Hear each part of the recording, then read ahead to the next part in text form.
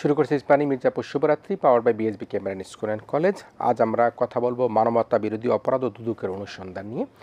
প্রিয় দর্শক, আপনারা দেখেছেন যে জুলাই হত্যাকাণ্ডের নানা রকম ঘটনাবলী নিয়ে এবং ইতিপূর্ব গত 15 বছরে ফ্যাসিস্ট সরকারের আমলে যে ধরনের হত্যাকাণ্ডগুলো হয়েছে, গুম খুন হয়েছে, সেগুলো নিয়ে আমরা মানবতাবাদী অপরাধের যে বিচার, সে বিচার কার্যক্রম শুরুতে দেখেছি। আবার অন্যদিকে আজকে একটি সবচাইতে আলোচিত বিষয়, সেটি হচ্ছে দুদক সাবেক প্রধানমন্ত্রী সহ তার পরিবারের যে সদস্যরা, তাদের বিরুদ্ধে দুর্নীতির অভিযোগ তদন্ত শুরু করেছে। সে কারণে আজকে আমরা অতিথি হিসেবে আমন্ত্রণ জানিয়েছি সিনিয়র অ্যাডভোকেট এবং বাংলাদেশ জাতীয়তাবাদী আইনজীবী ফোরামের সভাপতি, বিএনপির ভাইস চেয়ারম্যান জনাব জয়নাল আবদিন সাহেব। আপনাকে আমন্ত্রণ জানিয়েছি আমরা অতিথি হিসাবে। আমাদের সাথে জয়নাল আবদিন ছাড়াও আরও অতিথি হিসাবে রয়েছেন দৈনিক আমার দেশ, আজকে প্রথম প্রকাশিত হয়েছে সেই আমার দেশের ব্যবস্থাপনা সম্পাদক, বহুদিন পর, প্রায় 10 বছর পর প্রকাশিত হয়েছে, 11.5 বছর প্রকাশিত হয়েছে আমার দেশের ব্যবস্থাপনা সম্পাদক জনাব জাহিদ চৌধুরী রয়েছেন আমাদের সাথে। আমরা জয়নাল আবদিন এবং জাহিদ চৌধুরীকে নিয়ে আলোচনাটা শুরু করবো। জয়নাল আবদিন, আপনাকে দিয়ে শুরুটা করতে চাই। যেহেতু আইন অঙ্গনের মানুষ, আইন নিয়ে কথা বলেন, বিচার নিয়ে কথা বলেন, হত্যা, গুম এবং নানা রকম মামলা হামলার শিকার নিজেও হয়তো হয়েছেন। এর মধ্যে আজকে আমরা যেটা দেখেছি সেটা হচ্ছে মানবতা বিরোধী অপরাধের কথাই বলি, যে অভিযোগে প্রধানমন্ত্রী সহ 10 জনের বিরুদ্ধে তদন্ত শুরু হয়েছে। এর মধ্যে তদন্তের যে প্রক্রিয়া, তাতে বলা হয় যে ট্রাইব্যুনালে কোনো অভিযোগ নিবন্ধনের পর তা মামলা হিসেবে গণ্য করা হয়। শেখ হাসিনা ছাড়াও সাবেক সেতুমন্ত্রী ওবায়দুল কাদের, সাবেক স্বরাষ্ট্রমন্ত্রী আসাদুজ্জামান খান কামাল, ডাক ও যোগাযোগ প্রতিমন্ত্রী জুনায়েদ আহমেদ পলক, তথ্য প্রতিমন্ত্রী মোহাম্মদ আলী আরাফাত সহ আরও বেশ কয়েকজন রয়েছে। এছাড়াও অন্যান্য আসামিরা যাদের নাম উল্লেখ করা হয়নি, তারাও কিন্তু এখানে অন্তর্ভুক্ত হতে পারবেন।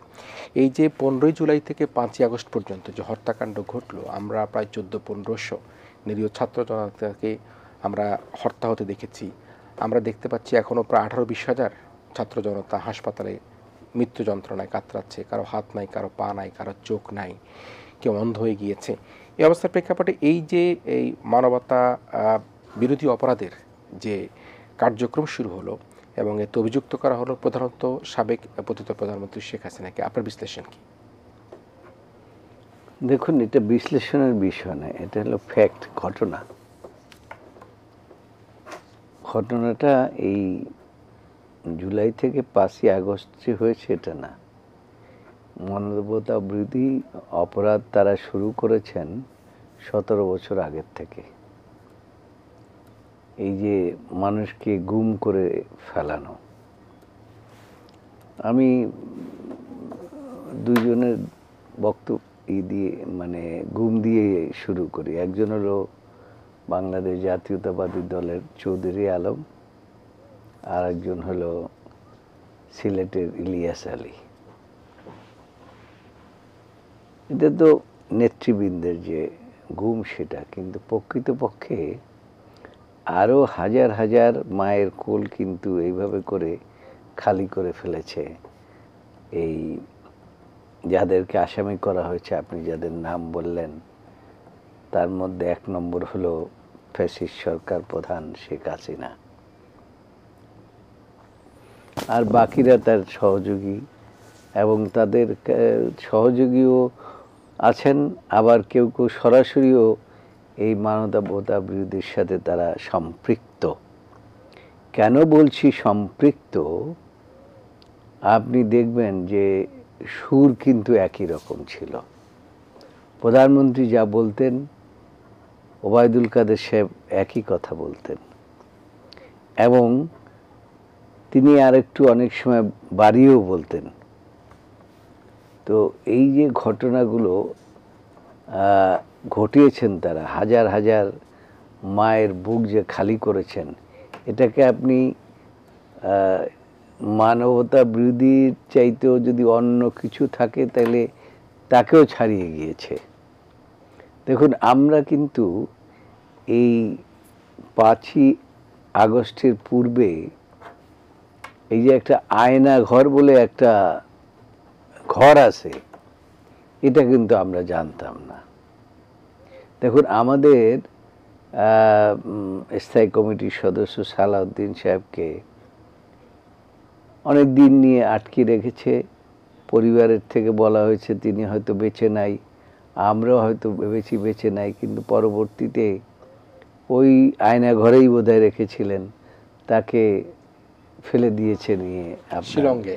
হ্যাঁ ভারতের শিলংয়ে ভারতের মধ্যে ফেলে দিয়েছে, এবং ভারতের মধ্যে ফেলে দিয়ে বলছে তিনি অবৈধ অনুপ্রবেশকারী।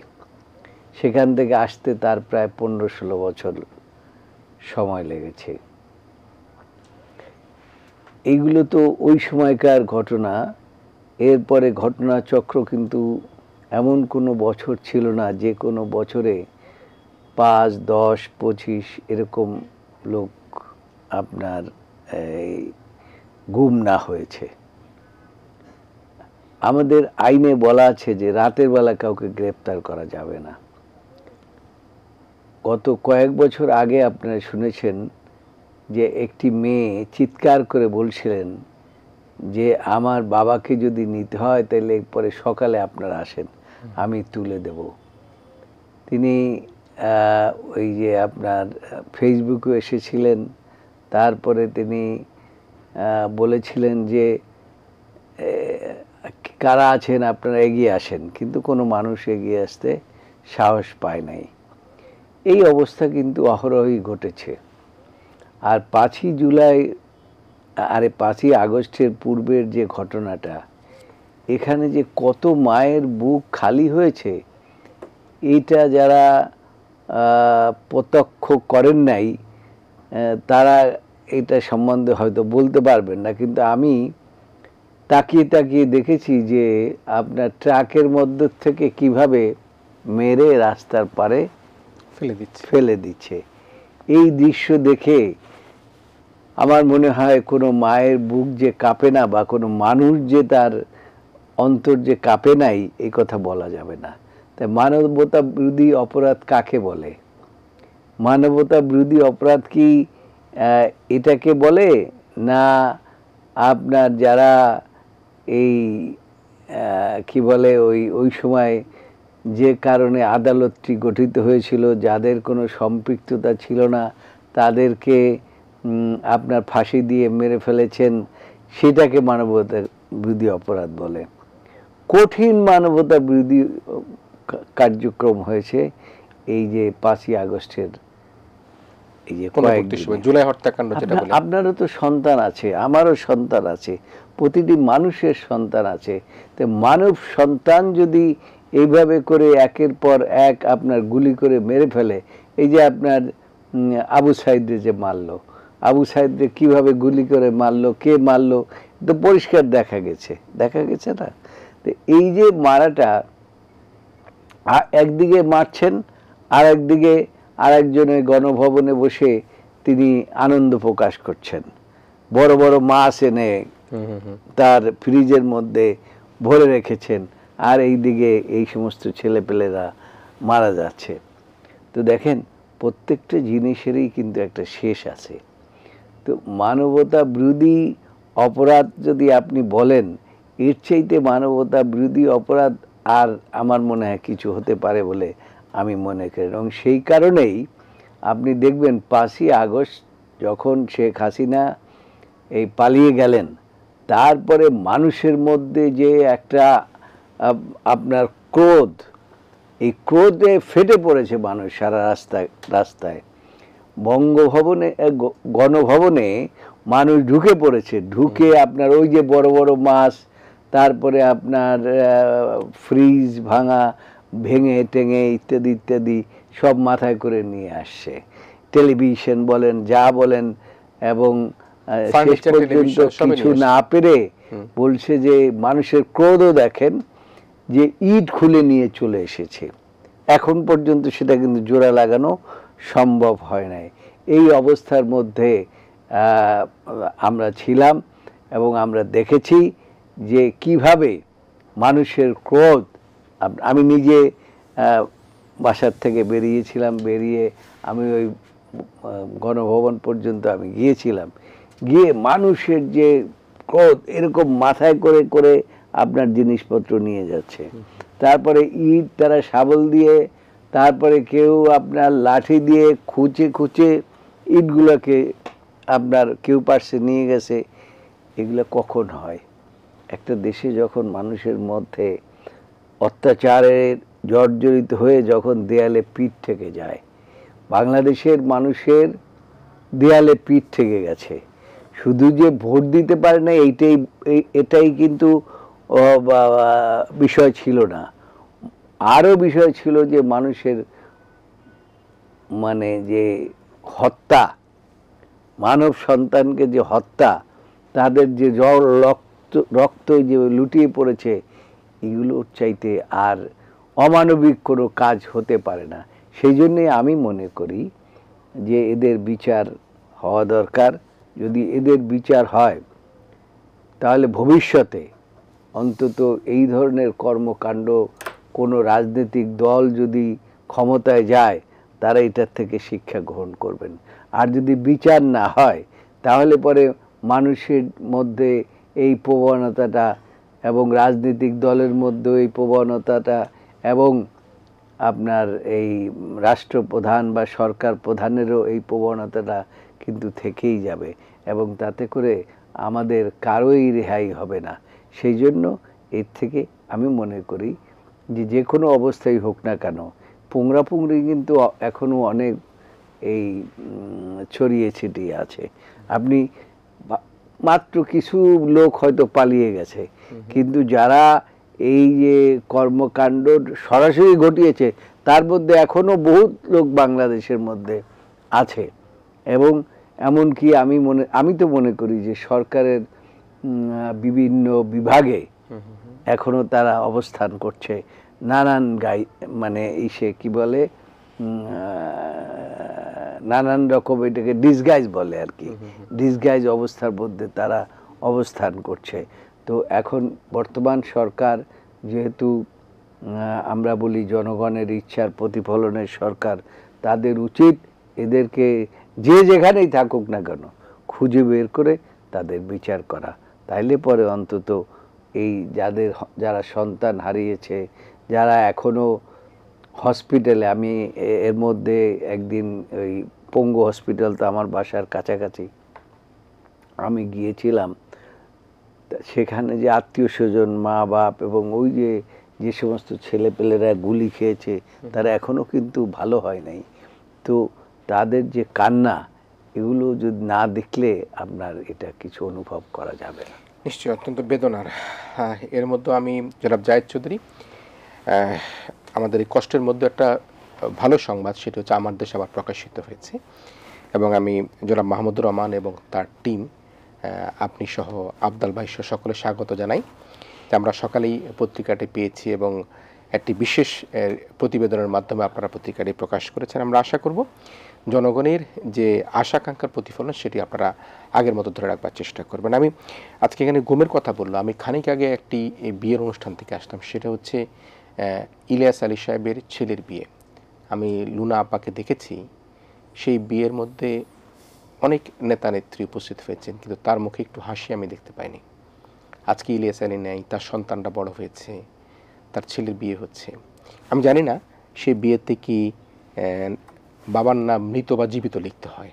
নিশ্চয়ই আমরা যখন বলা হয় না যে ছেলের পিতাকে বা মেয়ের পিতাকে জীবিত বা মৃত লিখতে, আমি জানি না সেই জায়গার মধ্যে কী লেখা হয়েছিল।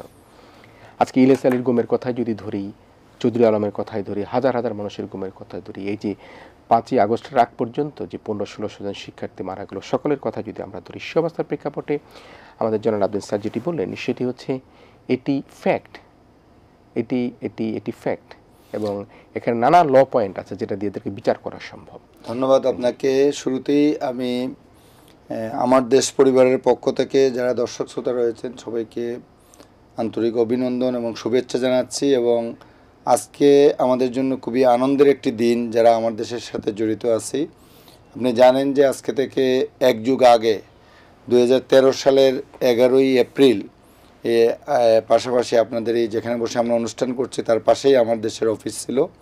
সেই অফিস থেকে জনাব মাহমুদুর রহমানকে পুলিশ কমান্ডো স্টাইলে গ্রেফতার করে নিয়ে যায় এবং ওই দিনই পত্রিকা এবং প্রেস বন্ধ করে দেয়।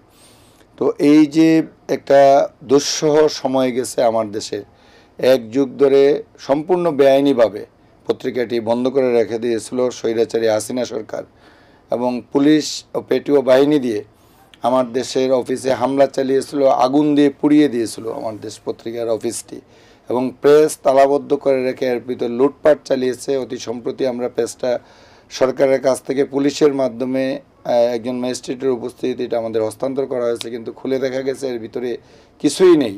সেগুলো তারা লুটে পুটে নিয়ে গেছে। আমাদের প্রায় 30 কোটি টাকার সম্পদ, আর্থিক ক্ষতির কথা যদি আমরা বলি, যেটা আমাদের প্রেসের ক্ষেত্রে হয়েছে।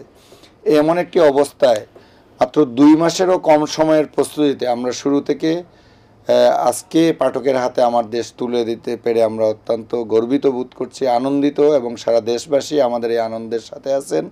এবং আজকে সকালের ভিতরেই আপনি জানেন যে আমাদের পত্রিকাটি মার্কেটে শেষ হয়ে গেছে। আমরা আমাদের নিজস্ব প্রেস নেই, অন্য প্রেস থেকে আমরা পত্রিকাটি ছাপাচ্ছি, এবং তাদের সর্বোচ্চ যে ক্ষমতা আছে সেইটা দিয়ে আমরা যতটুকু পেরেছি দিয়েছি, এবং পাঠকদের সবাই পত্রিকা পাননি, এই জন্য আমরা আন্তরিকভাবে দুঃখিত। আমরা আশা করি শিগগির আমরা নিজেরা প্রেস কিনে এই সামর্থ্য দিয়ে পাবলিকের চাহিদা অনুযায়ী, মানুষের চাহিদা অনুযায়ী পত্রিকাটি সরবরাহ করতে পারবো। আর যারা আমাদেরকে সহযোগিতা করেছেন তাদেরকে ধন্যবাদ জানাচ্ছি আজকের অনুষ্ঠান থেকে। এবং আমরা একটি কথা স্পষ্ট করে বলতে চাই, যেটা আমাদের সম্পাদক মাহমুদুর রহমান সাহেব সংবাদ সম্মেলন করে 2 দিন আগে স্পষ্ট করে ঘোষণা দিয়েছেন যে আমার দেশ কারোর সাথে আপোষ করবে না। অতীতে যেমন ছিল, আমরা এই দেশের স্বাধীনতার পক্ষের শক্তি, স্বাধীনতার কথা বলে যাব, গুম খুনের বিরুদ্ধে বলে যাব, দুর্নীতিবাজদের বিরুদ্ধে বলে যাব। আমাদের কোনো দল নেই, কোনো দলের সাথেও নেই, কারো বিরুদ্ধেও নেই। যে যা করবে, যার যা অপরাধ, সেটা আমরা তুলে ধরব। এবং 15 বছরের স্বৈরাচারী শেখ হাসিনা সরকার যে সমস্ত অন্যায় দুর্নীতি করেছে, এগুলো আমরা তুলে আনার চেষ্টা করব। ছাত্র জনতার গণ অভ্যুত্থানের মাধ্যমে একটা মুক্ত পরিবেশ হওয়ার কারণেই আমরা আজকে আমার দেশ পত্রিকা পুনঃপ্রকাশ করতে পেরেছি। সুতরাং জুলাইয়ের গণ অভ্যুত্থানকে আমরা ধারণ করি, এবং জুলাইয়ের গণ অভ্যুত্থানকে আমরা হাইলাইট করব সবসময়। ভারতীয় আগ্রাসনের বিরুদ্ধে আমরা আমাদের অবস্থান, সুস্পষ্ট অবস্থান, এবং এটা থেকে আমরা বিচ্যুত হব না। এবং গতকালকের পত্রিকা, ইতিমধ্যে আমরা আজকের পত্রিকা, আগামীকাল যেটি বের হবে সেটাও একটু আগে আমরা এখানে দেখছিলাম অফলাইনে বসে। তো আমরা ধারাবাহিকভাবে এইসব আলোচিত স্টোরিগুলো, অনুসন্ধানী প্রতিবেদনগুলো করে যাব। এবং প্রথম দিন যেটা দেখছেন যে শেখ হাসিনার পালিয়ে যাওয়ার যে ঘটনা, এটার যে নেপথ্যে ঘটনা, এই ড্রামা অনেকগুলো ঘটনা ঘটেছিল, সেটা আমার দেশের নির্বাহী সম্পাদক সৈয়দ আবদুল আহমদ সাহেব তার অনুসন্ধানী দৃষ্টিতে পুরো ঘটনাটি তুলে নিয়ে আসছেন যারা ছিল। উনি আজকে জানেন যে উনি প্রায় 35 বছর আগে বাংলাদেশের সবচেয়ে মর্যাদাপূর্ণ সাংবাদিকতায় পুরস্কার, ফিলিপস পুরস্কার যখন চালু হয়েছিল, সাহিত্যে শওকত ওসমান এবং সাংবাদিকতায় তখনকার দৈনিক বাংলার রিপোর্টার হিসেবে সৈয়দ আবদুল আহমদ রিপোর্ট করে পুরস্কৃত হয়েছিলেন, সর্বোচ্চ পুরস্কার পেয়েছিলেন। আজকে প্রায় 90 সাল হলে 10-25 প্রায় 35 বছর পর, 34-35 বছর পরও উনি অনুসন্ধানী সাংবাদিকতার একটা রেকর্ড সৃষ্টি করলেন। এটা যে আমার দেশের কর্মীরা যে কতটুকু ডেডিকেটেড, এটা একটা প্রমাণ বহন করে, এবং আপনারা প্রতিদিনই দেখতে পাবেন। এইটা গেল এই প্রসঙ্গ। আপনি যে দ্বিতীয় বিষয়টি বলছিলেন, এটা ভেরি মাচ আমাদের সাথে সম্পৃক্ত, যে আমরা ছাত্র জনতার গণ অভ্যুত্থানের মধ্য দিয়েই কিন্তু এই একটা মুক্ত পরিবেশে আমার দেশ বের করতে পেরেছি। এবং তাদের প্রতি আমরা কৃতজ্ঞ, যে যারা জীবন দান করে, প্রায় 2000 মানুষ ছাত্র জনতা তাদের জীবন দিয়েছে, 20,000 লোক তাদের আহত পঙ্গুত্ব বরণ করেছে। এর বিনিময়ে কিন্তু আমাদের মতো আরও অনেকেই এই মুক্ত একটা পরিবেশ পেয়েছে। বাংলাদেশে একটা নির্বাচনী পরিবেশ সৃষ্টি হয়েছে, একটা গণতান্ত্রিক পরিবেশ সৃষ্টি হতে যাচ্ছে, এবং আমরা আশা করছি যে সামনের নির্বাচনে জনগণ ভোটাধিকার প্রয়োগ করতে পারবে, যেটা গত 3টি নির্বাচনে হাসিনা সরকারের সময় পারেনি। আর হাসিনার এই মানবতা বিরোধী, হাসিনা গংদের যে মানবতা বিরোধী অপরাধ, এখানে আমি একটি কথা স্পষ্ট করে বলতে চাই, আমরা অনেক সময় এটা ভুলে যাই। শেখ হাসিনা কিন্তু 5টি গণহত্যাকারী একটি সরকার ছিল। শুধু জুলাইয়ের গণ অভ্যুত্থানের সময় নয়, তার আগে আরও 4টি ঘটনা, যেটাকে গণহত্যা হিসেবে শুধু বাংলাদেশে নয়, আমার মনে হয় আন্তর্জাতিক ক্রিমিনাল কোর্টেও তার বিচার হওয়া উচিত। আপনাদের মনে আছে যে বাংলাদেশের ইতিহাসে, এবং আমার মনে হয় যে অন্য পৃথিবীর ইতিহাসে এরকম ঘটনা আছে বলে আমরা জানা নেই, যে একই দিনে 57 জন সামরিক কর্মকর্তা সহ প্রায় 200 লোককে হত্যা করা হয়েছিল বিডিআর হত্যাকাণ্ডের মাধ্যমে। এই বিডিআর গণহত্যার পিছনে শেখ হাসিনার হাত ছিল, এবং তাদের চক্রান্ত ষড়যন্ত্রের সাথে তারা জড়িত ছিল বলে ব্যাপকভাবে এটা প্রচলিত। এবং প্রাথমিক যে তদন্ত কমিটিগুলো হয়েছিল, সেই কমিটিগুলোর রিপোর্টে কিন্তু এই বিষয়টি উঠে আসছিল। সেই কমিটির রিপোর্টগুলো তারা প্রকাশ করতে দেয়নি। আমরা চাই যে বিডিআর গণহত্যার প্রকৃত ঘটনা এটা জনগণের সামনে উঠে আসুক, এবং এর সাথে শেখ হাসিনা গংরা যে জড়িত ছিল যদি থেকে থাকে এটা অনুসন্ধানের মাধ্যমে বেরিয়ে আসুক। আমরা আমার দেশ পত্রিকার মাধ্যমে আশা করছি সেই ঘটনাটি সামনে তুলে নিয়ে আসব। এবং আপনি হয়তো জানেন, আজকের এই অনুষ্ঠানে আমি একটা কথা বলতে চাই, আমার দেশ পত্রিকাটি ওই সময় বন্ধ হয়ে যাওয়ার পিছনে অন্যতম একটি কারণ ছিল এই বিডিআর গণহত্যার সামরিক বাহিনী, আজকে যিনি স্বরাষ্ট্র উপদেষ্টা লেফটেন্যান্ট জেনারেল জাহাঙ্গীর আলম চৌধুরী, উনার নেতৃত্বে যে তদন্ত কমিটি হয়েছিল, যে কমিটির রিপোর্টটি প্রকাশিত হয় নাই, আমার দেশ পত্রিকায় ওই সময় আমরা এটা ধারাবাহিকভাবে প্রকাশ করছিলাম এবং খুবই প্রভাবশালী দুইজন গোয়েন্দা কর্মকর্তার নাম এখানে আসছিল এবং তারা জানেন যে পরবর্তীতে তাদের নামগুলো এখানে বেরিয়ে আসবে। সুতরাং তারা তাড়াহুড়া করে সাজানো মামলা দিয়ে ওই সময় 2010 সালে প্রথম দফায় যখন আমার দেশ পত্রিকা বন্ধ করা হলো, একটা সাজানো মামলায়, তখন তাদের এখানে স্বার্থ ছিল যে এই আমার দেশ পত্রিকায় তাদের এই গুমরগুলো ফাঁস করে এইটা সামনে চলে আসছে, এই কারণে তারা তড়িঘড়ি করে পত্রিকা বন্ধ করে দিয়েছিল। আমরা এই ঘটনাগুলো এখন তুলে নিয়ে আসার চেষ্টা করব। দ্বিতীয়ত, আপনি জানেন শাপলা চত্বরের ঘটনা, হেফাজতের উপর যে নির্মম নিষ্ঠুর নির্যাতন চালানো হয়েছিল সেই শিশু বাচ্চাদের উপর, আজও সেই দৃশ্য আমি ভুলতে পারি না। আমার বাংলাদেশের জনগণ এটা ভুলে যায়নি, বাংলাদেশের আলম সমাজ এটা ভুলে যায়নি। সেই রাত্রে আমরা ডিউটি পালন করছিলাম, জানেন আপনারা, দিগন্ত টেলিভিশন লাইভ সম্প্রচার করছিল, আমরা এই পাশের রুমে বসেই, আমি নিউজ রুমে বসে দেখছিলাম ঘটনাগুলো টেলিভিশনের স্ক্রলে লাইভ। তো আমাদের প্রতিনিধিরা, আমাদের ফটোগ্রাফাররা স্পটে ছিলেন। কি বিভৎস হত্যাকাণ্ড, অথচ সেই হত্যাকাণ্ডকে তারা সম্পূর্ণ অস্বীকার করে বসলো। আপনি জানেন যে পরে যুগান্তর পত্রিকায় 8 কলাম ব্যানার হেডিং হয়েছিল যে তারা 1,55,000 রাউন্ড বুলেট, সাউন্ড গ্রেনেড এবং কাঁদানে গ্যাস নিক্ষেপ করেছিল সেই রাত্রে এই হেফাজতের শিশু বাচ্চাদের উপর এবং আলেমদের উপর, এবং তারা অস্বীকার করলো। শুধু তাই নয়, অধিকার নামক আজকে যিনি শিল্প উপদেষ্টা এবং আমাদের গণপূর্ত উপদেষ্টা জনাব আদিলুর রহমান শুভ্র, ওনার যে অধিকার নামক যে মানবাধিকার সংগঠন ছিল, সেই সংগঠন 61 জন নিহত হওয়ার সুনির্দিষ্ট অভিযোগ মানবাধিকার সংগঠন হিসেবে তারা তুলে আনছিল। সেটাকেও সরকার এই অপরাধে তাকে, এটাকে একটা ভুয়া মামলায় তাকে সাজা দিয়ে জেল খাটিয়েছিল, কিন্তু প্রকৃত সংখ্যা এর চেয়ে অনেক বেশি ছিল। আমরা আশা করি সেই আসল রহস্যটি আমার দেশ পত্রিকার মাধ্যমে আবার জনগণের সামনে তুলে নিয়ে আসতে সক্ষম হব।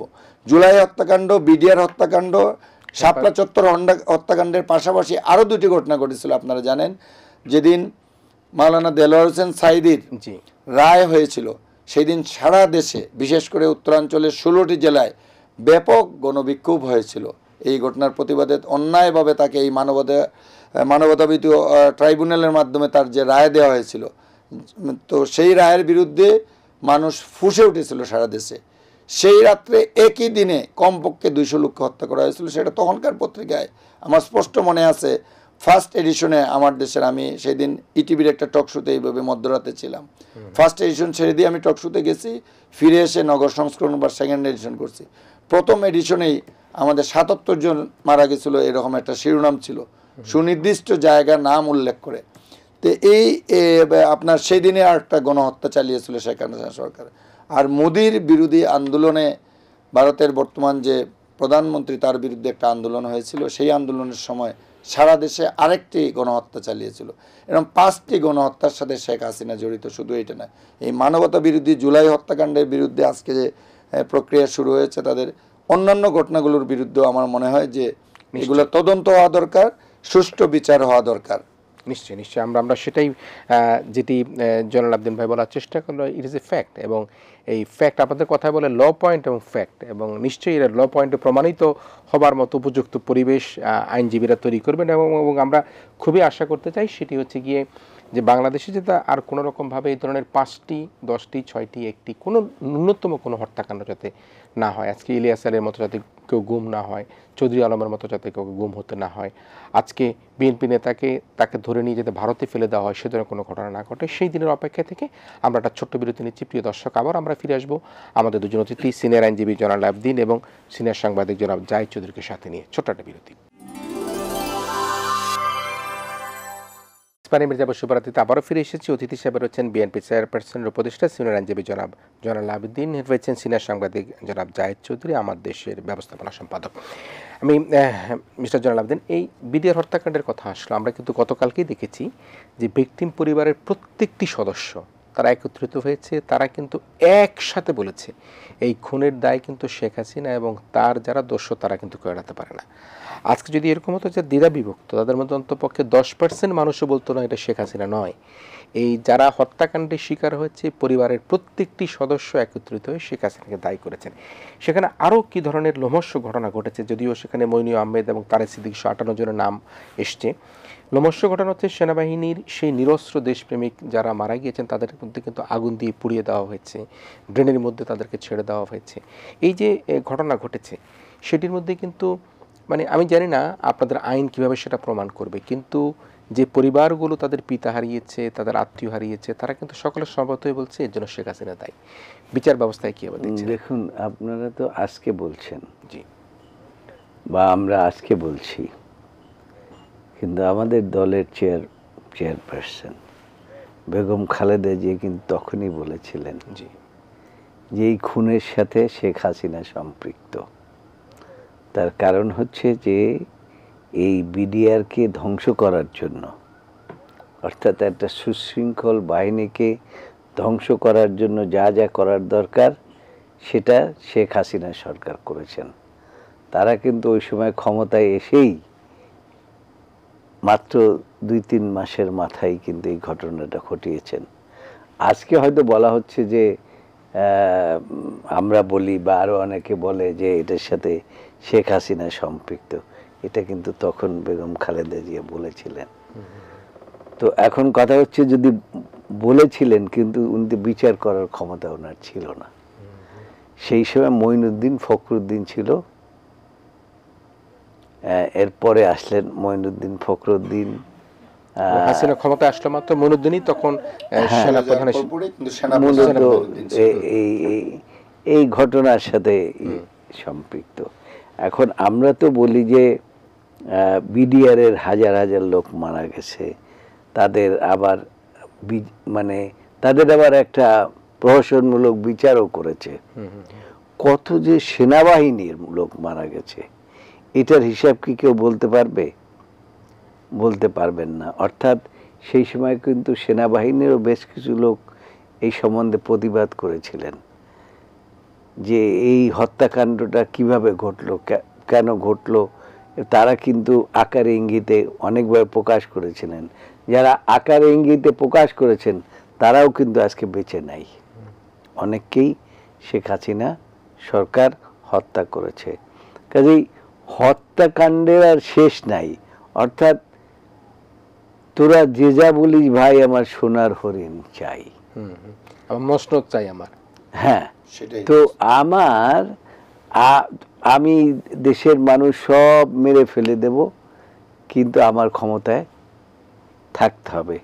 এটা ছিল শেখ হাসিনার রাজনৈতিক পলিসি। এই পলিসিটা আপনার অ্যাডাপ্ট করার আরও অনেক কারণ আছে। অবশ্য আমরা অনেকে মুখ খুলে কথা বলি না এবং এখনও অনেকে বলেন না আর কি। তা আমি মাঝে মাঝে বলার চেষ্টা করি। আজকে যেহেতু আপনার এখানে এসেছি, একটা সুযোগ হয়েছে বলেই দিই আর কি। সেটা হচ্ছে যে আপনি দেখবেন যে শহীদ রাষ্ট্রপতি জিয়াউর রহমানকে চিটাগাংয়ে হত্যা করা হয়েছে। সেখান থেকে তার লাশ যখন গণভবনে নিয়ে এসেছে তখন রাস্তায় মানুষের দাঁড়াবার জায়গা ছিল না তার জানাজায় যাওয়ার জন্য। আর শেখ মুজিবুর রহমান যখন মারা গেছেন তখন কিন্তু তার লাশ পড়েছিলেন, তার লাশের উপর দিয়ে কিন্তু আওয়ামী লীগের নেতৃবৃন্দ আব্দুল মালেক উকিল সহ সবাই গিয়ে পার্লামেন্টে আপনার যোগদান করেছে এবং ক্যাবিনেটে পর্যন্ত যোগদান করেছে। তো সেই জন্য তো ডিফারেন্স হলো এখানে যে শেখ হাসিনা এখানে এসেই চিন্তা করলেন যে এই আমার বাবার যে হত্যাকাণ্ড এইটার একটা প্রতিশোধ নেওয়া দরকার, এবং সেই প্রতিশোধটা নেওয়ার কারণে তাতে করে তিনি এই দেশ থাক আর যাক, দেশের সম্পদ আদৌ থাকুক আর না থাকুক, ব্যাংক থাকুক না থাকুক, বিমা থাকুক না থাকুক, মানুষ বাঁচুক না বাঁচুক, আমার এইটার প্রতিশোধ নিতে হবে। এবং সেই প্রতিশোধই হচ্ছে এই সমস্ত হত্যাকাণ্ড। এবং আপনি দেখেন, এটা আমি বলছি এই কারণে যে আপনারা অনেকেই শুনেছেন এবং শুনে থাকবেন, এখানে দুইজন ব্যক্তি ছিলেন।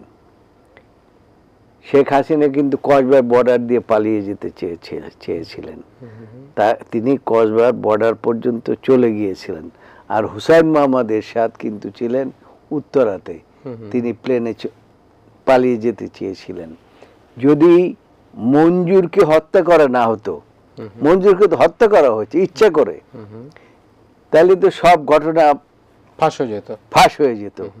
এবং সেই কারণে মঞ্জুরকে হত্যা করা হলো। তো শেখ হাসিনার এবং ফ্যাসিস্ট সরকার বলি আমরা, ফ্যাসিস্ট সরকারের উপরে যদি কিছু থাকে সেটা ছিল তার মধ্যে একটা পশুত্ব কাজ করেছে। মানুষকে খুন করা কি? পশু না হলে তো মানুষকে খুন করতে পারে না। এটা কোনো মনুষ্যত্ব যার মধ্যে আছে, সে কি আরেকজনকে খুন করতে পারে? কোনো অবস্থাতে পারে না। তো শেখ হাসিনার স্টার্টিংটাই, শেখ হাসিনাকে কিন্তু এনেছিলেন শহীদ রাষ্ট্রপতি জিয়াউর রহমান বাংলাদেশে, কিন্তু এসেই প্রথম অস্ত্রটা ধরেছে কিন্তু জিয়াউর রহমানের উপরে। আমি বলবো তিনিই ধরেছেন অস্ত্র, তার কারণ তিনি আসার কয়েকদিনের মাথায় জিয়াউর রহমান হত্যা হয়েছে। তো এই যে ঘটনাগুলো একের পর এক ঘটিয়েছেন তিনি, তারপরে আবার আপনার মানুষ পুড়িয়ে মেরেছেন, তারপরে লগি বৈঠা দিয়ে মেরেছেন। আমরা সকলেই দেখেছি। উনি তো বললেন যে ওই কি হেফাজতে শাপলা চত্বরের কথা বললেন, বিডিআর হত্যাকাণ্ডের কথা বললেন। শাপলা চত্বরে ওই দিন যে কত লোক মেরে যে ফেলে দিয়েছে, সারা বাংলাদেশ থেকে যে লোকজন এসছে এবং গুলি করেছে বৃষ্টির মতো। ওই যে দেখেন না, বলে তাইলে বলে আমরা দেখলাম না, এই লোকগুলো গেল কোথায়? তাইলে পরে ওই যে ট্রাকের মধ্যে করে যে মেরে মেরে যে রাস্তার পারে ফেলে দিয়েছে না, ওটা তো রাস্তার পারে ফেলে দিয়েছে। এদেরকে এমনভাবে মেরেছে যে তাদের জন্য কোনো অস্তিত্বই না থাকে। একজন দুজন লোক মারে নাই। কেন? এতে আপনি দেখেন, এমনিতে যদি আমরা আন্দোলন করি তখন 4-5টা গুলি লাগলেই দেখা যায় যে বেশ কয়েকজন লোক মারা গেছে। আর ওখানে গুলি করেছে ব্রাশ ফায়ার। ব্রাশ ফায়ার মানেটা কি? আমরা তো মুক্তিযুদ্ধের সময় দেখেছি যে কিভাবে ব্রাশ ফায়ার করে আর কি। তো সেই জন্য আমি বলি যে এই ঘটনাটায় বর্তমান সরকার, এই যে আমি স্বরাষ্ট্রমন্ত্রীকে ধন্যবাদ জানাই এই কারণে যে তিনি ইতিমধ্যেই একটি প্রসিকিউশন টিম তৈরি করেছেন, এবং টিমে আমাদের একজন আইনজীবী আছে, যদিও অনেক জুনিয়র আইনজীবী, তারপর আমি বলবো তার সাহস আছে। তিনি অত্যাচারিত হয়েছেন।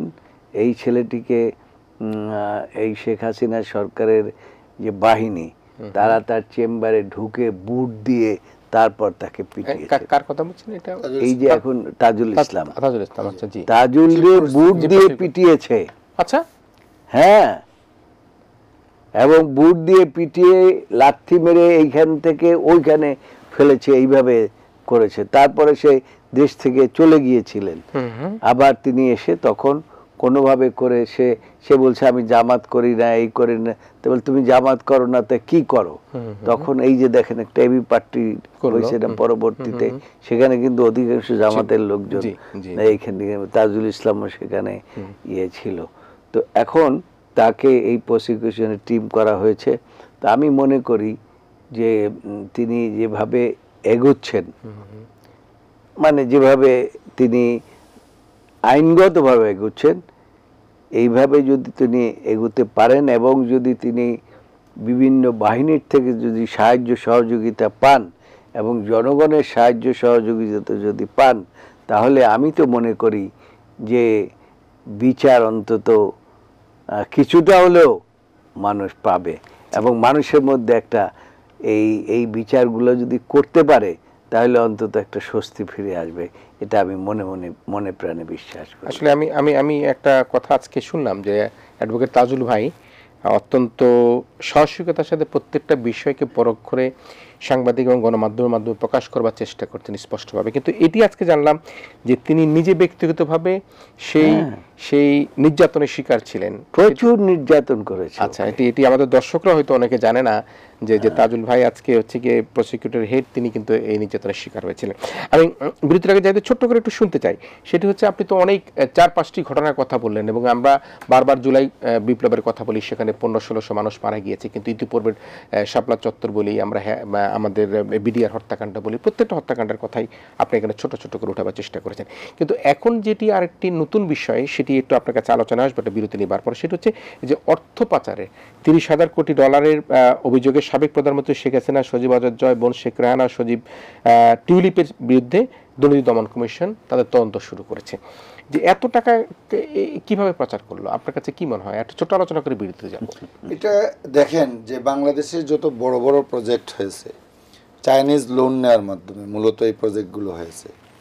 তো প্রত্যেকটা প্রজেক্টের ক্ষেত্রে আমি যদি রূপপুর পারমাণবিক কেন্দ্রের কথা বলি, আমি ইন্ডিয়ান প্রজেক্টের নাম আমার ঠিক মনে পড়ছে না এই মুহূর্তে, একই ধরনের প্রজেক্ট রাশিয়ানরা করে দিয়েছে ওইখানে যে টাকা খরচ হয়েছে এটা কিন্তু লক্ষ কোটি টাকার প্রজেক্ট, অনেক বড় প্রজেক্ট, কিন্তু ইন্ডিয়াতে এটা 1/3 খরচ পড়েছে একই প্রতিষ্ঠান। এখানে 15 বিলিয়ন, ওখানে 2400 মেগাওয়াট 15 বিলিয়ন, ওখানে 2000 মেগাওয়াট 6 বিলিয়নের কম পড়েছে। তাই 15 এই যে অর্ধেকের কম পড়েছে, অর্ধেকের কম খরচ পড়েছে। 2-3 বছর আগে সেটি করেছে রাশিয়া করেছে। তাইলে বাকি টাকাটা গেল কোথায়? রাশিয়ানরা বাংলাদেশ থেকে বেশি টাকা নিয়ে যায়নি, বাকিটা লুটপাট হয়েছে। শেখ হাসিনা এবং তার পরিবার, তার সাঙ্গপাঙ্গরা, শেখ পরিবার বিশেষ করে এটা লুটপাট করেছে এবং তার কিছু লেসপেন্সার যেগুলোকে বলে এরা এই টাকার কিছু অংশ পেয়েছে।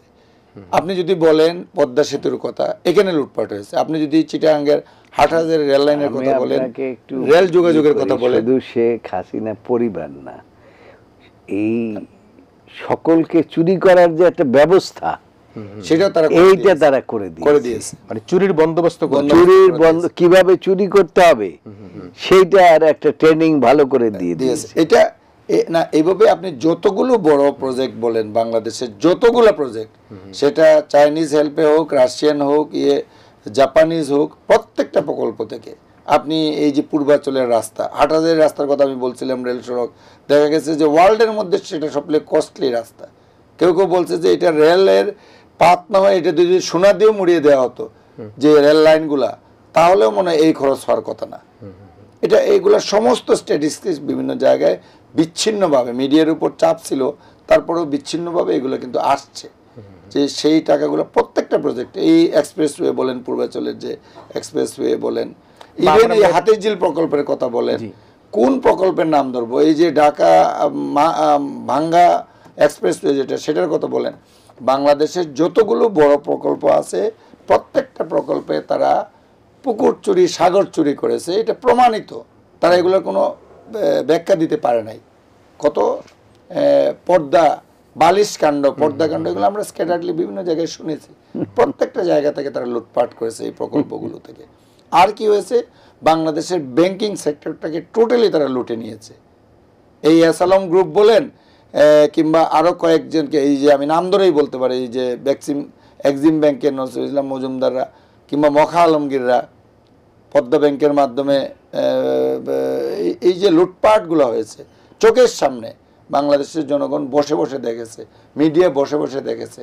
কারণ এমন একটা স্বৈরাচারী পরিবেশ সৃষ্টি করা হয়েছিল, এমন একটা ফ্যাসিজম কায়েম করা হয়েছিল, মিলিটারি ব্যুরোক্রেসি, সিভিল ব্যুরোক্রেসি সব কিছু মিলে এমন একটা পরিবেশ সৃষ্টি করা হয়েছে, মানুষের কথা বলার স্বাধীনতা ছিল না, সুযোগ ছিল না, এগুলো নিয়ে উচ্চকণ্ঠে কেউ কথা বলতে পারেনি।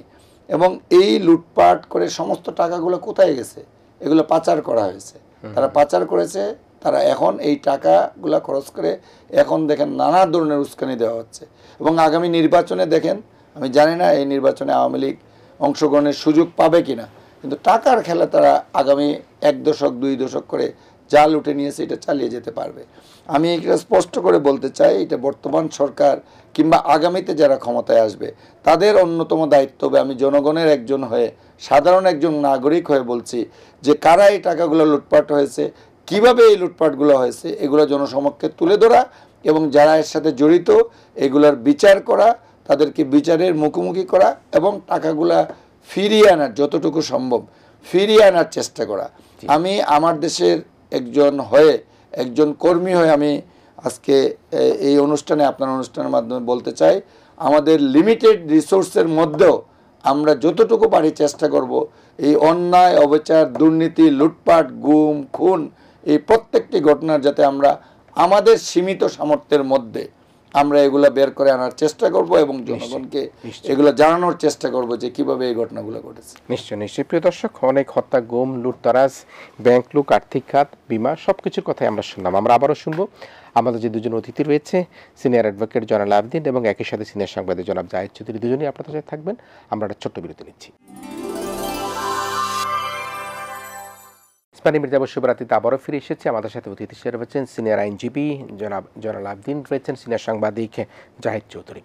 আমরা আসলে এই যে আলোচনাগুলো 5ই আগস্টের পর থেকে করছি, প্রত্যেকটা আলোচনার মধ্যে নানা রকম দুঃখ, কষ্ট, বেদনা, হত্যা, গুম, খুন, নানা বিষয় নিয়ে কিন্তু কথা বলবার চেষ্টা করি। কিন্তু এই গুম খুনের নেপথ্যে যারা ছিলেন, এবং আমরা দেখেছি 5ই আগস্টের সময়, পরবর্তী সময় কীভাবে ইন্টারনেট বন্ধ করে দেওয়া হয়েছিল, কীভাবে এই সমস্ত দেশের যোগাযোগ ব্যবস্থাকে বন্ধ করে দেওয়ার চেষ্টা করা হয়েছিল, সেটির একটি কথা বলে আমি জয়নাল আবেদিন আপনাকে দিয়ে শুরু করতে চাই। এগুলিকে রাজসাক্ষী বলা হয় বোধহয়, আমি জানি না, যেটি আমরা দেখেছি যে তথ্য প্রযুক্তি প্রতিমন্ত্রী জুনায়েদ আহমেদ পলক সাহেব তিনি বলেছেন শেখ হাসিনার নির্দেশেই জুলাই আগস্টের গণহত্যার সময় ইন্টারনেট বন্ধ করা হয়েছিল, তিনি স্বীকার করেছেন। এবং চিফ প্রসিকিউটর তাজুল ইসলাম সাহেব তিনিও বলেছেন যে ইন্টারনেট বন্ধ, গণহত্যা ধামা চাপার চেষ্টা দেওয়ার জন্য শেখ হাসিনা তাকে নির্দেশ দিয়েছিল। আগুন লাগার যে ঘটনা বলা হয়েছিল, মহাখালীতে সার্ভারে কোথাও আগুন লেগেছে, এগুলি সম্পূর্ণ মিথ্যা কথা বলেছেন। এই যে একের পর এক কিন্তু যাকেই ধরা হচ্ছে সবাই কিন্তু এক ব্যক্তির নামই বলছেন। আইদি সাহেবকে ধরছেন, তিনি বলছেন আমি শেখ হাসিনার নির্দেশে, পলক সাহেবকে ধরছেন শেখ হাসিনার নির্দেশে, আইনমন্ত্রীকে ধরছেন শেখ হাসিনার নির্দেশে। তো সে অবস্থায় একটা স্পষ্টভাবে কিন্তু জুনায়েদ আহমেদ পলক অত্যন্ত পাওয়ারফুল এবং তেজি নেতা ছিলেন, এবং আমাদের বলা হয় প্রিন্স অফ বাকুলিয়ার বন্ধু ছিলেন, যিনি বিদেশে অবস্থান করে সেই প্রিন্সের খুব ঘনিষ্ঠ বন্ধু ছিলেন। তিনি বলছেন যে এটি শেখ হাসিনার নির্দেশে ইন্টারনেট বন্ধ করা হয়েছে। তার এগুলির কি হবে? আমাদের সিআরপিসিতে একটা ধারা আছে 164। 161 কোনটা? 161 হলো পুলিশের কাছে। হ্যাঁ, আচ্ছা আচ্ছা, সিআরপিসিতে 164 আছে, আচ্ছা, স্বীকারোক্তিমূলক বক্তব্য। জি। এখন এরা এত চালাক, এই শেখ হাসিনা বুঝলাম নির্দেশ দিয়েছেন, দিয়েছেন, তিনি পালন কেন করলেন? ক্ষমতায় থাকার জন্য, তিনি ওইটার ভাগ নেওয়ার জন্য, এবং যা এই হত্যাকাণ্ড মনে করেন যে হত্যাকাণ্ড বলে অমককে মেরে ফেলতে হবে, তুমি গুলি করে মেরে ফেলাও। পুলিশকে নির্দেশ দিল যে গুলি করে সব মেরে ফেলতে হবে, পুলিশ গুলি করলো। তো সে যে গুলিটা করলো এটা তো মানুষ দেখেছে নাকি? এখন হ্যাঁ, এটা ঠিক যে এই দেশটা চলতো শেখ হাসিনার একার কথায়, এখানে কোনো রাজনীতিবিদদের কোনো বক্তব্য ছিল না, আর থাকবেই বা কিভাবে? আপনি পার্লামেন্টে যে সমস্ত লোক তিনি নিয়ে এসেছেন তারা তো কেউই রাজনীতিবিদ ছিলেন না, তারা নর্তকী, আপনার ব্যবসায়ী, তারপরে ফুটবলার, এই সমস্ত নিয়ে এসে তিনি পার্লামেন্ট, অর্থাৎ তুমি চুরি করেছো, চুরি করে ব্যবসা বাণিজ্য যা করেছো আরো করো, অর্থাৎ দেশটাকে শেষ করে দাও। এখন আপনি যে কথাটি আমাকে বললেন যে জুনায়েদ পলক বলছে যে প্রধানমন্ত্রী করেছেন, ঠিক আছে প্রধানমন্ত্রী করেছেন, কিন্তু কাজটা তো তোমার দ্বারা হয়েছে। স্বর্ণ চোরাচালান মনে করেন, যদি একজনে দুবাই থেকে একজনের কাছে স্বর্ণ দিয়ে দেয়, আপনাকে দিল, আপনি এয়ারপোর্টে ধরা পড়লেন, তখন সেটা যখন বিচার হবে তখন আমাদের আইনে বলা আছে যে যার কাছে পাওয়া যাবে তিনিই দোষী। তিনি যদি 164 করে বলেনও যে আমি ওই অমকে বলেছে, অমকে বলেছে, মানে সেই বা অমুকের কাছ থেকে আমাকে দিয়েছে, আমি নিয়ে এসেছি, বাঁচতে পারবে না। তা এই যারা এই সমস্ত কথাবার্তা বলেন, তাদের যে সম্পৃক্ততা নাই এই কথা তারা হলফ করে বলতে পারবেন না। সম্পৃক্ততা যদি নাই থাকবে তাহলে তারা এই কাজগুলো করতে পারতেন না। যেমন জুনায়েদ আহমদ পলকের কথাই বলেন না কেন, এই ছেলেটি এই যে ইন্টারনেট বন্ধ করে দিল, বন্ধ করে দিল, এটা জানতো না যে এতে করে দেশের ক্ষতি হচ্ছে, দেশের ছেলেপেলেদেরকে মারা হচ্ছে, দেশটাকে ধ্বংস করা হচ্ছে? এটা কি জানতেন না তিনি? অবশ্যই জানতেন। এবং শেষের দুদিন তো মনে হয় কোনো সংবাদ মাধ্যমে কোনো ছবি টবি কোনো নিউজ পেত না, আমার একটা ধারণা নিশ্চয়ই। এটা তো খুব ডেলিভারেটলি করা হয়েছিল। তারা যে গণহত্যাটি চালিয়েছে জুলাই আগস্টের এই বিপ্লবের সময়, এইটাকে সাপ্রেস করার জন্য এটা করছে, এটা তো দিবালোকের মতো স্পষ্ট। এবং তারা যথেষ্ট সফলও হয়েছিল। এটা এক পর্যায়ে এসে এমন একটা পর্যায়ে গেছিল যে নিউজটা পাচ্ছিলাম না। এবং এই আন্দোলনের সময় মূলত কিন্তু এই সোশ্যাল মিডিয়ার মাধ্যমে আন্দোলনটা চাঙ্গা হয়েছিল, অর্গানাইজ হয়েছিল। যদিও তারা বিভিন্ন অ্যাপস ইউজ করছিল ওই সময়ে, কিন্তু সবগুলোর ক্ষেত্রে আপনার ইন্টারনেটের একটা সাপোর্টের দরকার ছিল। আপনি এটা শুরু থেকেই বারবার এই চেষ্টাটা তারা করেছে, তারপরেও তারা সফল হতে পারেনি। এখন জুনায়েদ আহমদ পলক তো এর আগেই এই বিষয়ে তারা এক এক সময় এক এক কথা বলে। এক সময় বলছে পানি ঢুকে গেছিল, এক সময় বলছে আগুন ধরে গেছিল, এক সময় বলছে আমি নিজেই এটা বন্ধ করেছি, আমরা বন্ধ করেছি, আর এক সময় বলছে অটোমেটিক বন্ধ হয়ে গেছে। তো এটা নিয়ে তাকে নিয়ে তো সামাজিক যোগাযোগ মাধ্যমে অনেক ট্রল হয়েছে, তার একই মুখে একাধিক কথা নিয়ে। তো এইগুলা হলো আমি বিভিন্ন সময় বলি যে মিথ্যা কথা বলায় বা অসত্য কথা বলার ক্ষেত্রে যদি কেউ পুরস্কার পায়, এই পুরস্কারটা কিন্তু এই স্বৈরাচারী শেখ হাসিনা হারসেলফ, তার এই পুরস্কারটা পাওয়ার যোগ্য আছে।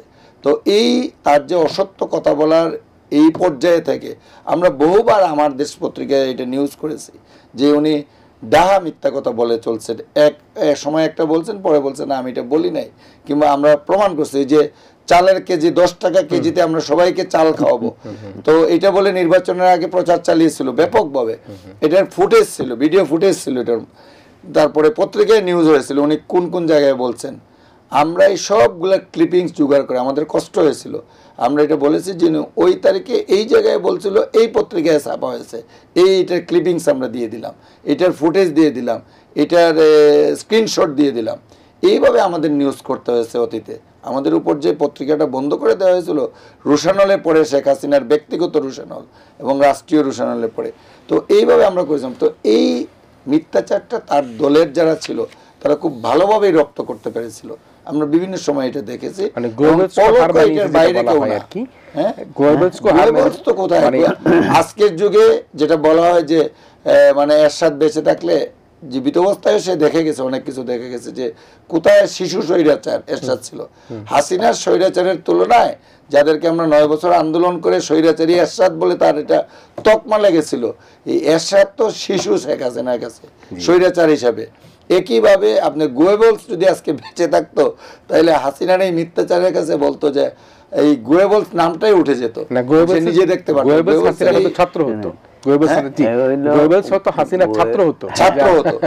এই সমস্ত জায়গায় শেখ হাসিনা কিন্তু এই অনেকগুলো ক্ষেত্রে যে অ্যাওয়ার্ড পাওয়ার মতো, বলা হয় না যে তারকে নোবেল পাওয়ার জন্য অনেক চেষ্টা করেছিল শেখ হাসিনা, শান্তিতে নোবেল পাবে, চিটাগাং হিলটেক্স এটা করার কিন্তু এই মিথ্যাচারের জন্য এগুলা তো বহুত এসেছিল না। তো এই আমি একটা কথা বলি যে মিথ্যাচারের জন্য আর স্বৈরাচারী ডিক্টেটরশিপের জন্য সে কিন্তু এই পুরস্কারটা পাওয়ার যোগ্য ছিল, যে যদি আমরা গ্রিনিজ বুকে তার নাম ওঠার মতো ঘটনা। কারণ আপনি জানেন যে ইন্ডিয়ান ইলেকশনের সময় কিন্তু একটা ক্যাম্পেইন হয়েছিল, আপনার নিশ্চয়ই মনে আছে, যে রাশিয়ান প্রেসিডেন্ট পুতিন এবং হাসিনার মতো হতে চাচ্ছেন মোদি। মানে স্বৈরাচার এবং গণতন্ত্র বিরোধী অ্যাক্টিভিটিসে পুতিন এবং হাসিনার পরে ওয়ার্ল্ডে নাম উচ্চারণ হচ্ছে যে পুতিন একজন আর হাসিনা একজন, মোদিও হাসিনা হইতে চাচ্ছেন স্বৈরাচারী সরকার হতে গিয়ে। সুতরাং তার লেভেলটা এই জায়গায়, এই পর্যায়ে উনি পৌঁছে গেছিল, গুম খুন অত্যাচার নির্যাতন মিথ্যাচার এই সমস্ত বিষয়ে। এবং এটা বারবার প্রমাণিত, আমি যে এখানে এসে বলছি এটা না, এটা কিন্তু প্রমাণিত। জি, নিশ্চয়ই নিশ্চয়ই ভাই, শেষ করবো আমি। জনাব ভাই, আপনাকে যদি শেষ করতে চাই, রাজনীতি করেন, মাঠের রাজনীতিতে আছেন, আদালতে আছেন, বহু মামলা করেছেন যে বিনা পয়সায় আপনার সহকর্মীদের জন্য। আমি দেখেছি ইভেন বেগম খালেদা জিয়ার প্রত্যেকটি মামলায় গিয়ে দেখেছি, যখন সারা দেশ উত্তপ্ত, সকল নেতাকর্মীরা পলাতক, কেউ হয়তো কবরস্থানে গিয়ে থেকেছে, আমরা সেটা শুনেছি, বন জঙ্গলতে থেকেছি, সে অবস্থায় কিন্তু আপনারা যে কজন লয়ার কোর্টে ছিলেন, আপনারা কিন্তু দেখতাম টুকটুক করে গিয়ে কিন্তু আদালতের সামনে হাজির হয়ে যেতেন, একটু কিন্তু মৃত্যুকে ভয় করতেন না, জেল জুলুমকে ভয় করতেন না। তো সে অবস্থার প্রেক্ষাপটে এখন দেশের মধ্যে অন্তর্বর্তীকালীন সরকার বিরাজ করছে। আমি যদি আইন অঙ্গনের বাইরে একজন রাজনীতিবিদ হিসেবে আপনার কাছে আসতে চাই, নির্বাচনটা কবে কীভাবে প্রত্যাশা করেন আপনারা? আমি মনে করি দেশের মঙ্গল যারা চান, দেশের মঙ্গল যারা কামনা করেন, শুনেন, একটি দেশে একটি সরকার আসবে, আবার সেই সরকার আবার চলে যাবেন। এই সরকার জনগণের সমর্থিত সরকার, এটা আমরা মনে করি। কিন্তু এই সরকারকে অবশ্যই একটি নির্বাচনের মাধ্যমে চলে যেতে হবে, এটা তারা নিজের সরকার প্রধানই বলেছেন, আমি আমার কাজে চলে যাব। আমরা কিন্তু প্রথম থেকে বলে আসছি, এই কারণে আপনি এই যে দ্রব্যমূল্য বলেন, আইন শৃঙ্খলা বলেন, যা কিছু বলেন না কেন, এই যে সিন্ডিকেট বলেন, সব কিছু দূর করার জন্য একটি রাজনৈতিক সরকারের প্রয়োজনীয়তা আছে। আমরা কিন্তু প্রথম থেকেই বলে আসছি যে একটি সরকারের পক্ষে তো সব সংস্কার করা সম্ভব নয়। 6টি সংস্কারের কথা আপনারা হাতে নিয়েছেন, এই সরকার হাতে নিয়েছে। যতটা সম্ভব এটা সংস্কার করার জন্য আমরা সাহায্য সহযোগিতা করছি, সমস্ত রাজনৈতিক দল সাহায্য সহযোগিতা করছে। তো কাজেই আমরা মনে করি যত দ্রুততম সময়ে এই সরকার দেশে একটি নির্বাচন দেবেন এবং জনগণ তাদের অধিকার ফিরে পাবেন এবং ফিরে পেয়ে জনগণের সরকার প্রতিষ্ঠিত হবে, তখনই আমরা মনে করি যে এই সরকার সাকসেসফুল সরকার হিসাবে মানুষের কাছে গ্রহণযোগ্যতা পাবে। আমি এখানে একটা লাইন যোগ করতে চাই, যেটা বললেন বিএনপির রাজনীতিবিদ এবং সিনিয়র আইনজীবী, যে এখানে সরকার সংস্কারে হাত দিয়েছে, এটার ব্যাপারে কিন্তু ব্যাপক একটা জনসমর্থন রয়েছে সারা দেশে, যে সংস্কারগুলো করা প্রয়োজন। এখন এই সংস্কারের 6টা মেজর কমিটি হয়েছে, আরও অনেকগুলো সংস্কার কমিটি হয়েছে বিভিন্ন সেক্টরে। তো এই 6টা কমিটির রিপোর্ট আসলে, প্রক্রিয়াটার কথা আমরা ইতিমধ্যে আলোচনা, যে 31শে ডিসেম্বরের মধ্যেই তারা রিপোর্ট দিবে, তারপরে এগুলো নিয়ে আলোচনা হবে, পলিটিক্যাল পার্টিগুলো, বিশেষ করে যারা মেইন স্টেক হোল্ডার, তাদের সাথে আলোচনা হবে। আলোচনা করার পর তারা একটা সুনির্দিষ্ট প্রস্তাব ফাইনাল করে এটা সরকারকে দিবে। তো এখানে দুটো বিষয়, একটা হলো যে বিশেষ করে যে সমস্ত সংস্কার বাস্তবায়ন করতে গেলে আপনার সংবিধান সংশোধনের প্রয়োজন পড়বে, সেগুলো তো সংসদ ছাড়া আর কারো পক্ষে এটা রেটিফাই করা সম্ভব না। সুতরাং নির্বাচিত সংসদ লাগবে এবং সংসদের মাধ্যমেই সেই সংস্কারগুলো চূড়ান্ত রূপ ধারণ করবে।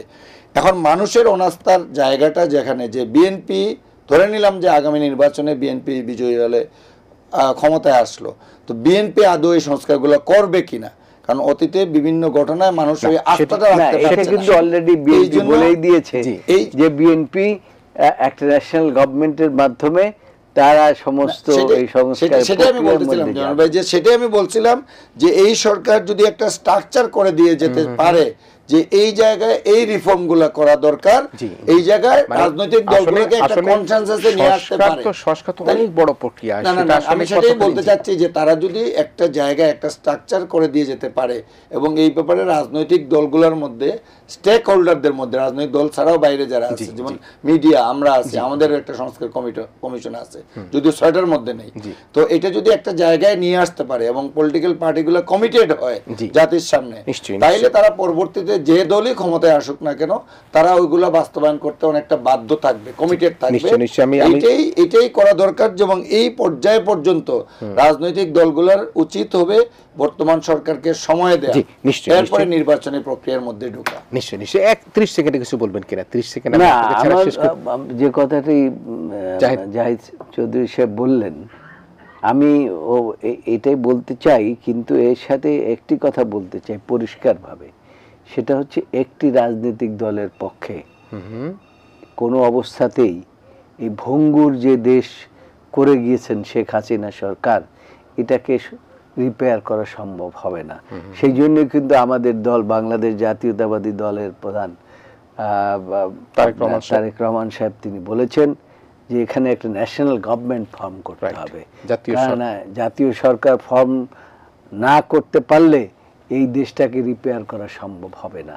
দেশের রিপেয়ার মানুষ চায় এবং সেটাই করা একান্ত প্রয়োজন বলে দর্শক আমরা শুনছিলাম দল মনে করে। জি, জনাব জয়নুল আবদিন, সিনিয়র আইনজীবী, বিএনপির ভাইস চেয়ারম্যান এবং সিনিয়র সাংবাদিক জাহিদ চৌধুরী। আমি আজকে শুধুমাত্র জয়নুল আবদিন ভাইয়ের কথা তো সবসময় শুনি, আমার দেশের পক্ষ থেকে আজকে প্রথম আমার দেশের অনেকদিন পর রিপ্রেজেন্টেশন আমাদের বন্ধু জাহিদ চৌধুরী আসলেন। আমি স্বাগত জানাই মাহমুদুর রহমান, সৈয়দ আব্দুল আহমেদ এবং জাহিদ চৌধুরী সহ আমার দেশ পরিবারের সকল সদস্যদেরকে।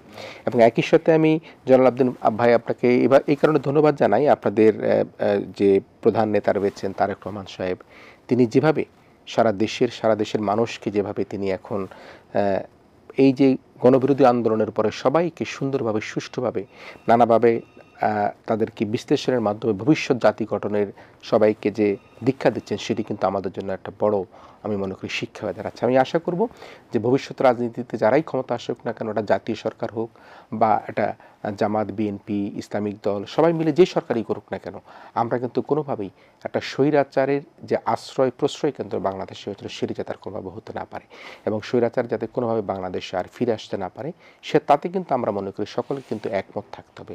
আমাদের যুক্তি থাকবে, পাল্টা যুক্তি থাকবে, মত থাকবে, দ্বিমত থাকবে, কিন্তু আমরা কিন্তু একটা জায়গায় একমত থাকতে হবে, এই দেশটা আমার, এই দেশটা আমাদের।